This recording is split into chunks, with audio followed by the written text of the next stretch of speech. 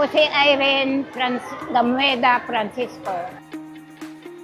Magpapasalamat ako po sa mga medical mission na pinuntahan ko. Bigyan ako ng mga gamot sa araw na ito. Masaya ako sa lahat ng nagbibigay ng biyaya sa akin na ang araw na ito. Maraming salamat, Madam Mayora Susan Yap. Mga salamat sa lahat.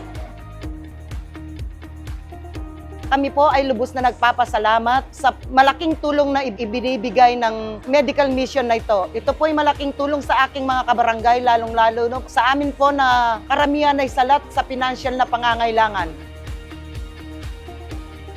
Libre po. Ito po nakikita nyo po, napakarami po nila sapagkat di nila kaya dahil dito sa ginawa po ninyo, hindi na po sila mamamasahe. Libre po nilang matatanggap yung mga ibang gamot, libre yung check-up at iba pang laboratory. Taos-puso po akong nagpapasalamat sa inyong ibinigay. Tunay pong masaya po sa Tarlac dahil po sa inyo. Salamat po.